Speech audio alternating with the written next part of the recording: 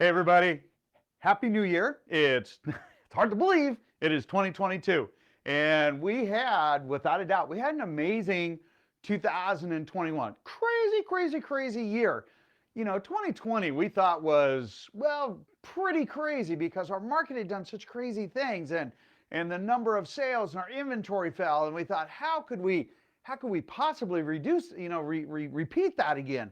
Well, guess what? Not only did we repeat it in 2021, but we beat it. So the question is, what's going to happen in 2022 this year? Again, Happy New Year. What are the top 3 things that we need to know as we are moving forward so you can make the best business plans? All right, so as we get into this, as we start marching through a little bit of the metrics of what happened, what's going to happen, let's make sure that you hit subscribe. Hey, hitting subscribe just tells us that you like what you're hearing or that you are interested in hearing more. Share this with your friends. And, if you know somebody's looking at buying or selling, look, it's free. There's no strings attached. There's no marketing. There's no nothing here. It is so you can make the best business decision possible. So, or if you just really like information, listen to me anyway. So with that, make sure that you ask questions. We get a lot of really good questions. We normally answer them in about 30 minutes. And if you have a question, again, reach out. We're not gonna beat you up, say, hey, come and work with us. It's not that at all. Our goal is to make sure that you can make the best business decisions so you can take care of your family or your friends or your whomever you're trying to help. Anyway, 2021. What the heck happened?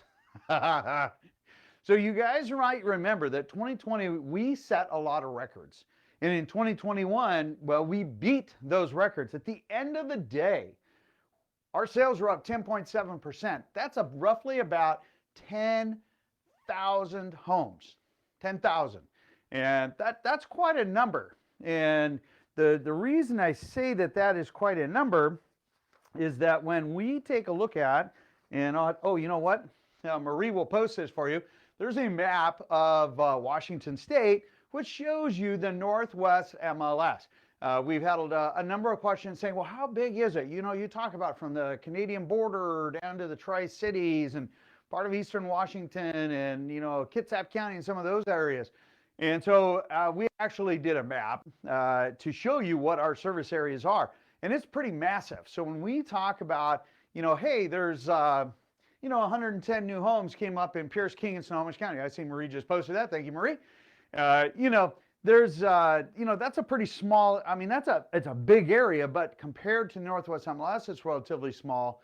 But when we talk about all of these numbers being such a broad area, it brings it into perspective that in our micro neighborhoods, when we translate that, or we extrapolate, it's about 25-cent word for the day, we take those numbers and we dial it down to our individual communities. All of a sudden we realize, oh my gosh, that's like super small. That's a small number. When we have 3 counties where we had 110 on a running day average, if we have 110 new homes coming on market, but yet we had 446 go pended and 920 that actually closed. And funny enough, 2 days ago, and I meant to save the screenshot, but I didn't, we had 133 new homes on our running 7-day average, right? There were 885 homes, I believe it was, that actually went pended, and 920, or just shy of 1,000. It was like 980, 930 something homes that actually sold. So for all of those sellers, all of those buyers that kept looking and secured your home, congratulations. For those of you that thought, oh, nobody's going to buy a house, nobody's going to put their home on the market, no way. Well, you missed the boat. Totally. Now, you still have January, because remember, the end of February, March is when our market's going to start picking up again. So dust off your little, I was going to wear my little Santa hat, dust off your Santa hat and clean off your shoes and get the heck out there, because I'm telling you, it is going to continue to be crazy. But let's continue this. So at the end of the year, from Jan 1 to December 31st, total inventory during the year was down 22.4% year over year. 2020 versus 2021. We had 6.8% on average new homes coming on market above what we had last year. All right. We had 6.2% pended homes more on average, right? And then on solds, we were up 10.7%. That's over 10,000 homes. These two numbers are super small. This is just a couple of hundred homes. That's all this is. And Marie is posting those screenshots for you. Thank you, Marie. All right. So, hey, give a shout out to Marie. Tell her, respond to everybody. Thank you, Marie, for helping me with the videos every week and posting all these things, putting up with me for another year. I think it's been 9 years now you've been with me. Anyway, so thank you, Marie. All right. So let's take a look at December, month over month, okay? So December 2020 and December 2021, all right? Number of homes down for the month, we're down 800. About 600 homes, so we were down 12.7%. 0.9% down on pended, which is about 1,000 homes, and again, down 13.7% for the month of December alone. Now, remember, big difference between 2020 and 2021, right? 2020, supposedly, you were supposed to be home, not doing anything, and distancing yourself. But instead, everybody was out buying homes. That made a massive drawdown on our inventory. Now, in 2021, people thought, hey, yeah, we're going to see some modest activity. And we kept telling you guys, hey, listen, man, it is good. We're going to kill it again. Go back and watch my January link. We're going to kill it again. Inventory is still low. Interest rates are low. People are going to be aggressive. They're going to maintain that aggressive attitude. We thought maybe with some rise in interest rates, which happened around the May-June timeline, we'd see a little bit of pullback with some seasonal pullback, normal seasonal pullback. And guess what? That's exactly what we saw when interest rates started to come back down again. And of course, then post-July 4th, boom, we saw our market kick off again, which is seasonally normal. And we saw a lot of seasonally normal this in 2021. It did not slow down quite as much as some folks had anticipated. Again, we relate that to the fact that we just had so few homes that were actually available, and there were a lot of folks still out there. Many of our clients absolutely, without a doubt, benefited. In fact, most of them would be going, we do get a lot of thank yous. I've got a great gift in the back from a client, and I have to, I got to say thanks again, guys. So we had an amazing year and an amazing year helping others. So the real question is, and you might be saying, George, is this normal? Is this what we always see? Is it always going to be like this, especially with the new folks coming on market? And the answer is no. But let's take a look at a couple of things. I'm going to show you a very pretty yellow chart. Now, this yellow chart, normally this sidebar is in months, right? 1 month, 2 months, 3 months, 4 months, 5 months, 6 months, 4 to 6 months for a balanced market, right? Note this chart, which I think Marie has posted or she's going to post, is in half months. Half a month, 0.1 months. Actually, it's 0.05, 0.1, 0.15, 0.2. Why? Because we have 0.4. We don't even have 1 month of inventory. And you might say, okay, George, I'm new to this. What the heck does that mean? Okay.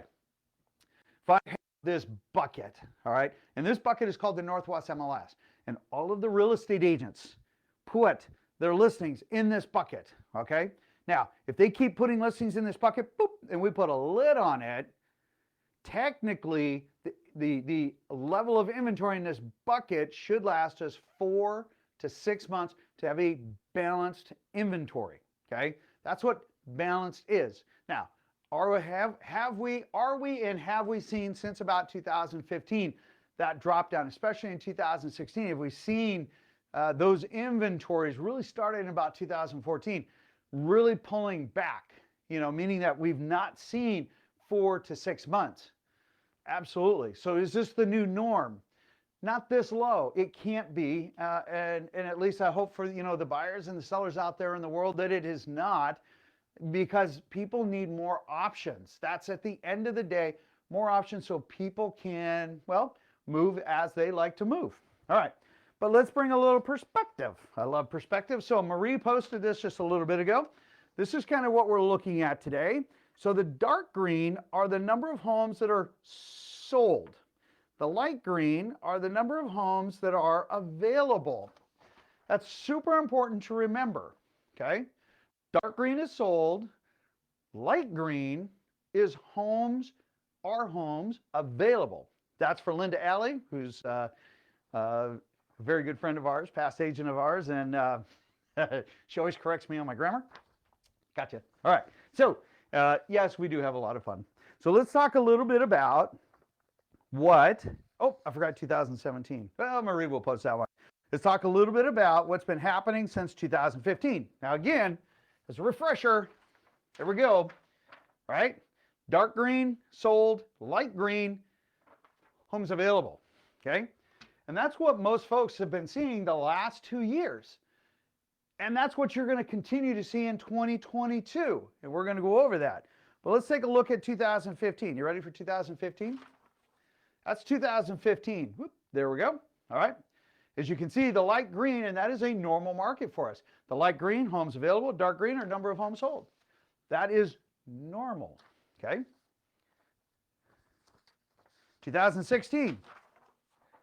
There you go. So we have, again, vast amounts more inventory than homes that were sold. Okay. 2017, just kind of, I guess I left it on the copier. Silly me. Did it really? I'll be doggone. All right. So 2017, I'm going to put my finger on the months of 2017. There we go. Let me turn that. And you can see we had just a small bump in sales, dark green, but notice that the light green went down, right?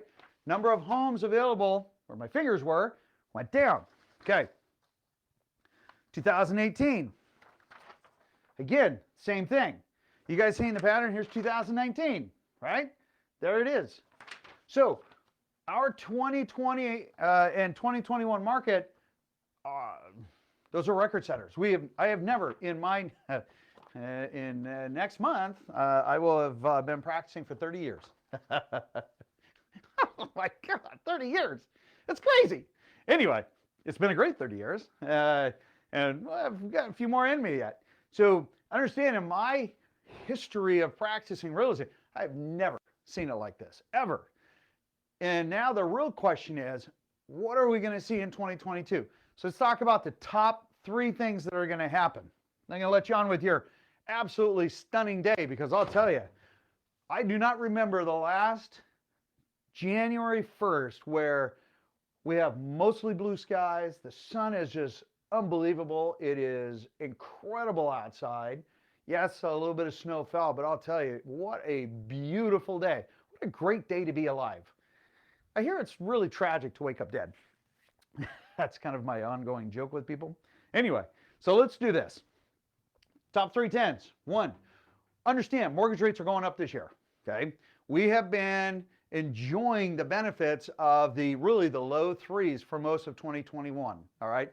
2020, we saw, the 0.27 to 3% range. Guys, as we get closer to the end of Q2, the end of second quarter, we're going to start seeing our mortgage rates go up. And actually, we might start to see this in March, April-ish, our interest rates starting to go up, or February, March, I mean, is, we're going to start to see some of those interest rates start to hedge upward. Where are they going to go? Guys, they're going to probably hit at least 3.5. I think 3.5 is going to become our par pricing for at least 3 to 4 months. Might hedge up a little bit more. We'll have to see. The real question is, with inflation, with, the easing, that's our new word for the economy, is easing. Look, they're going to quit buying mortgage-backed securities. They're going to quit buying debt, right? Now, granted, there's a return on that debt called mortgage-backed securities, but nonetheless, it's debt, right? And as they ease on that, and as, they balance how things are going to move forward, subject to how much debt President Biden's talking about trying to push through, which is a scary thing in a lot of ways. if they push that through, we're going to start seeing significantly higher interest rates. But let's see how that shakes out. And it will truly be a balancing act. Okay, there's only so much money you can print. There's only so much cash flow that can happen, right? If you stifle business, well, there you go, right? Okay, so mortgage rates, they're gonna go up. That is probably number one. That is gonna have a massive impact on what home prices and buyer perception, because initially, we're gonna jump and we're gonna hit a lot more buyers. People are gonna get that fear of missing out, the FOMO, right? They're gonna jump into the market. We're gonna have a lot more people coming in. And again, regardless, we have a low inventory now. Yes, at the end of February, March, we start to see a lot of these sellers, or what's called our spring market, normal trend of our market inventory coming in. I did one that was long. Here we go. And each of these big spikes, right? That's your spring markets right there. Okay. Did I get that right? Nope. Okay. Spring markets, right? So you're going to see those markets pick up, and we're still going to see really a huge, huge contraction on inventory, because people are going to want to, well, they're smart. They're going to want to secure better interest rates. Why? Because they're going to go up. Why? Because the 1% that you might pay, say, next year over this year, absolutely reduces your buying power pretty close to 5 to 10% of what you're buying. And that can have a significant impact. So understand, rates are directly proportional to what you can buy. Your credit score is directly proportional to what your rate is, because your rate is based on risk. So make sure, okay, here's the one thing you guys got to do. Smartest thing you guys can do. One, watch the video of 5 questions you need to ask about getting mortgage quotes, okay? Understand that, so that you guys know that you're playing on a level playing field. We have a client that absolutely just got bit. Ugh. Regardless how many times we talk about this every week, they ended up getting bit. Now, granted, there was a recovery on the backside, but it has an immense amount of stress that goes with it. And there's a lot of things that need to happen. And there was a lot of, help that family needed to step up with, because they were quoted something that was different, because they did not pay attention to the 5 things. Marie, post that. 5 things that you need to ask about mortgage rates. And then with that, Dan and mine's video. So post that also, because Marie's here with me. She can post those things for you guys. All right. So understand, we're going to have more buyers, and our inventory is going to be low. Now, you might be saying, well, George, that's not very unique. Well, let me tell you something. That is very unique because of what I just showed you. It's very unique because we are still going to have more cost, higher prices, and more competition with less out available for you to buy. You need to be, without a doubt, fully pre-approved, and tell your lender, pick a lender, quit shopping rate. You want to be super successful, unless you're putting 50, 60, 70% down, right? You need to be fully underwritten. Hands down, fully underwritten all the way, in order to go in and to comfortably, safely say, I can go in without financing, maybe subject to an appraisal. Maybe you have additional funds where you can overcome a low appraisal if necessary. If you're cash, fabulous. That's great. Many of our downsizing clients are, and that's absolutely incredible. But the bulk of buyers are not. And therefore, you need to position yourself in a smart way. And that is probably one of the smartest ways. So make sure you commit to that lender. I'm just telling you, all right? Okay. As far as construction costs and new construction coming on market, look, the builders are in as much risk as you are right now. As you guys know, in 2021, we saw like a sheet of plywood went from $7 a sheet up to pretty near $90 a sheet. Well, understand, it takes, let's see here, it took what, 300 sheets alone? 350 sheets just to do an average house, okay? Just to give you an idea, with walls, with roof, subfloor, things like that. There's just a lot of material. There's a lot of material that goes into that. Well, they can only build at what or sell at what the market is going to demand, right? And you guys only have so much tolerance for price. Well, that means that some of these guys were building pert near net zero, okay? Because the cost of construction, the cost of material just went through the roof. Now, granted, then after about 3 or 4 months, then it calmed down. It's like a rash. It went back down. And it went actually back down to 2018 pricing. Well, guess what? Now we're hedging back up again. So that pendulum that swung way one side swung a little bit back the other way, but instead of coming back to the middle, we're starting to hedge up to the higher side. So builders are not putting out as many homes as they normally do. If they've got a plat of 20, instead of putting 5 or 6 out there to get their pre-sales or whatnot, they're waiting until they're closer to the end of construction where they know where it's at, and then they'll release 1 or 2. And the intent is that they're going to drive that price. Why?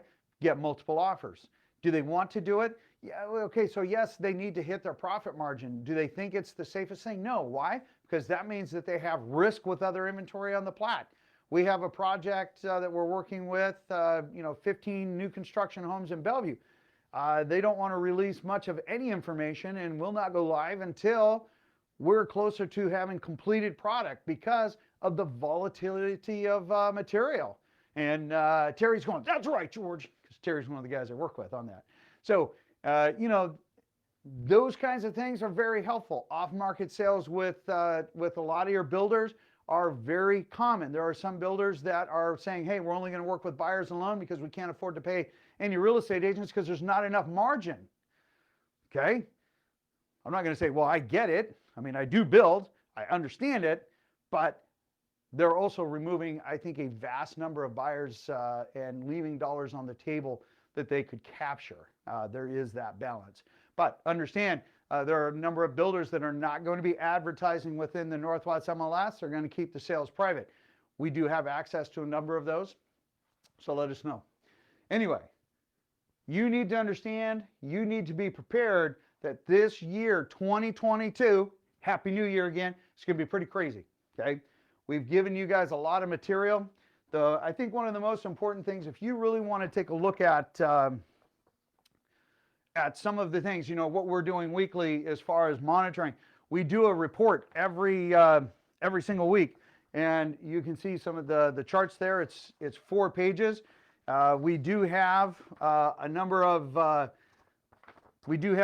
neighborhoods that we track very closely. If you have a specific area or community that you are interested in, hey, just let us know. We'll fire off the report. There's no cost. It's free to you. It's a PDF file. I'd post that, but Facebook doesn't allow us to put PDFs on there. So we'll just put a link to it so that you can request it if you want it. Some really great metrics, fun reading. When you take a look at what we're doing, our absorption rates, time on market, what our average price per square foot for existing versus new construction, what's it trending and all of that. Hey, it just allows you to make a great decision. It's free. Let us know if you're interested. In the meantime, Happy New Year. Have a fabulous 2022. Go out and enjoy today. The squirrels obviously are kicking it up as you see the snow falling. Have an absolutely magnificent year. All the best to each and every one of your families. Stay safe, and I'll see you on the next video. Take care.